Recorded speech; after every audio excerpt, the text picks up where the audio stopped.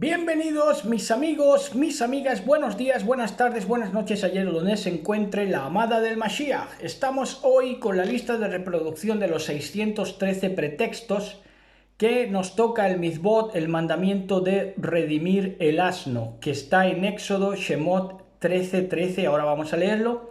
Pero antes déjenme decirles que estamos aquí con unas olivitas a la hora ya de lo que se llama aquí el tapeo, el aperitivo, para más tardecita comer, ¿verdad? Unas olivitas con un vinito y pues a gozar con todos ustedes. Entonces, en Éxodo 13:13 está esta mitzvah o este mandamiento. En Éxodo 13, verso 13, que dice así, deberás presentar al Señor todo primer hijo varón y toda primera cría macho de animales porque a él le pertenecen. Verso 13, para recuperar la primera cría de un burro, de un asno, podrán pagar rescate al Señor entregando como sustituto un cordero o un cabrito. Pero si no pagan el rescate para recuperarlo, tendrán que quebrarle el cuello al animal. Sin embargo, tienen la obligación de pagar rescate por todo primer hijo varón. Este es el mitzvot de que el asno se redimía con el cordero. Ahora, ¿qué representa este asno? Representa, pues ya saben ustedes, lo que es recurrente a lo largo de todas las escrituras para definir al potencial pueblo, que era Israel, y se hablaba de dura cerviz, y esto representa terquedad. Pero no solamente en Israel, sino allende las fronteras de Israel, pues la terquedad representa esa terquedad faraónica, esa terquedad de las élites, terquedad faraónica y de los primogénitos, porque no se olviden que el asno tenía que ser redimido y el asno, pues la primera cría. Entonces nos habla también de la terquedad faraónica y de los primogénitos, de lo que es la creación animal que está próxima a desaparecer. Más allá de eso, también nos habla de las asnas en celo. De las asnas en celo, ¿cómo es esto? Sí, esto también, a estas asnas también podía redimirse, a las asnas en celo que engloba una idolatría, entrar en fornicación, y esto está reflejado en el 2:24 del libro de Jeremías, que dice en Jeremías 2, verso 24, dice, eres como una asna salvaje,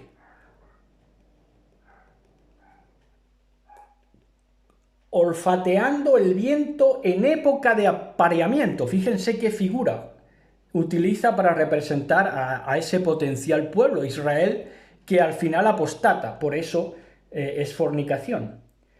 Entonces dice, eres como una asna salvaje, una burra salvaje, olfateando el viento en época de apareamiento. Esto es lo que se hace en las discotecas también, porque no surge el diálogo de por sí en las discotecas, más bien que se olfateaban, ¿verdad? ¿Quién puede contenerla de su celo? Los que la desean no necesitan buscar demasiado, porque es bien facilona, porque es ella quien corre hacia ellos, hacia sus fornicarios, ¿verdad? Ahora, eso respecto a las asnas. Pero respecto a los burros o los caballos salvajes, que son familia, están representados también los hombres en Jeremías mismamente 5, verso 8, que dice que cada cual corría hacia la fornicación a la mujer de su prójimo. En el 5:8 de este mismo libro de Jeremías dice, son vigorosos sementales bien alimentados, cada uno relinchando por la mujer de su prójimo. Lo cual es doble pecado, porque el prójimo es el que te ayuda, y si le pagas a la ayuda que te hace con olfatear también a su mujer, pues entonces eres un auténtico caballo, ¿verdad? Una bestia delante de Elohim. Entonces, en Isaías también nos dice algo representativo al respecto de los asnos, que si bien todos estos figuras de asnos son representativas de la dureza de cerviz, de la dureza de corazón del hombre, se pueden redimir siempre y cuando observen y vivan a través del Mashiach. En Isaías 1.3,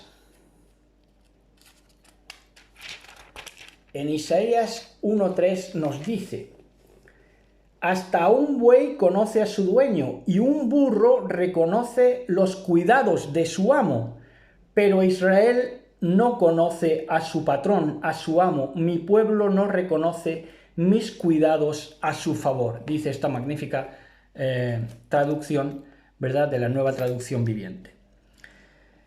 Entonces eso es así. Y en Apocalipsis 5.9, ya estamos casi concluyendo, en Apocalipsis 5.9 aparece también la figura de un cordero que va a redimir toda la terquedad del Israel de su tiempo. No redimir, sino más bien inspirar, ¿verdad? Porque cada uno se redime por sí mismo.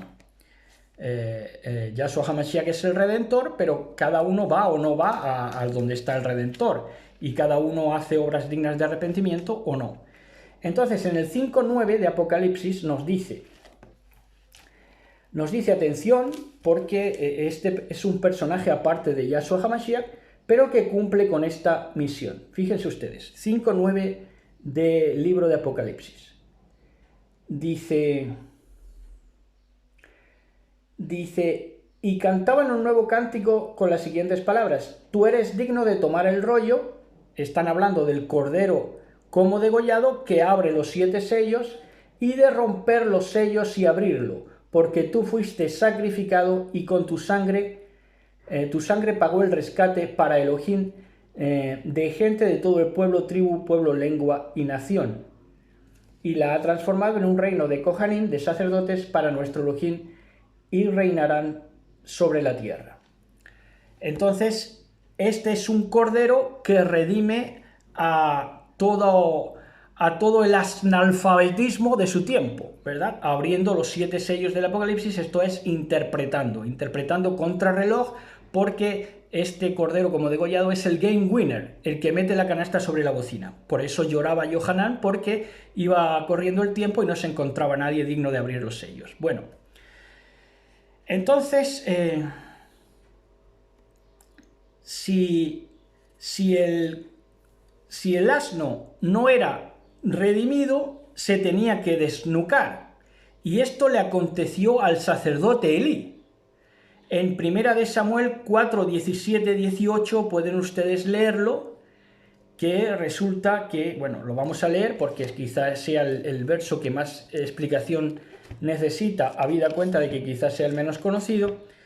1 Samuel 4, 17 y 18 nos dice así.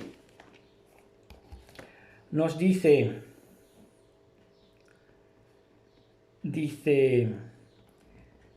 Israel fue derribado por los filisteos, le contestó el mensajero.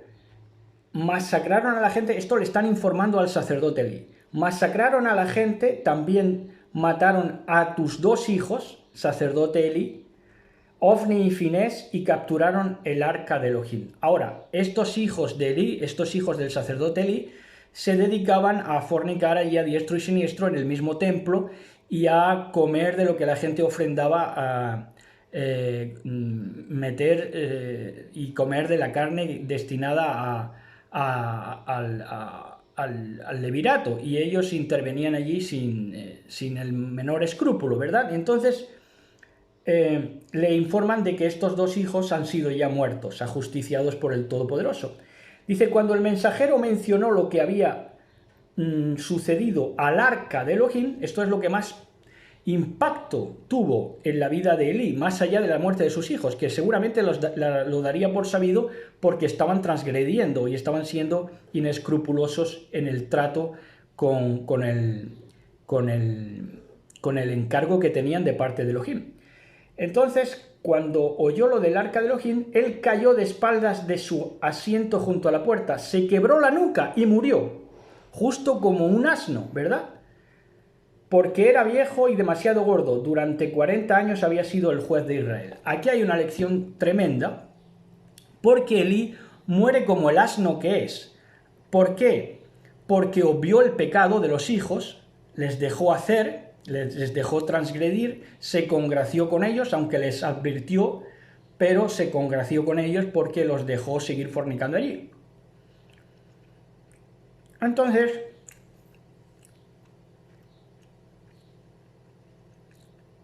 el viejo Elí obvió el pecado y ministró lo que no debía, después de perder la visión, porque perdió la visión y siguió ministrando. Esto es un craso error.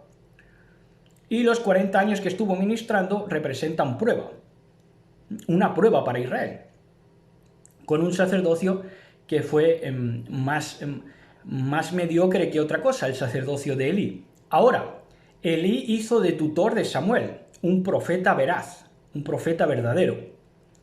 Pero Elí sucumbió desnucado. ¿Por qué? Porque el sacerdocio representado en Elí, que no se deja redimir por Yahshua HaMashiach, sino que renuncia y le da la espalda, por lo tanto queda con una Torá incompleta, porque la Torá completa es Yahshua HaMashiach, en él habita la plenitud de la deidad y toda la desvelación de la Escritura. Entonces, ese sacerdocio representado en Elí no se deja redimir en Yahshua. Entonces, ¿cómo muere? Claro, como no se deja redimir por el Cordero, al final tiene que morir desnucado. Shalom, shalom, besos y abrazos.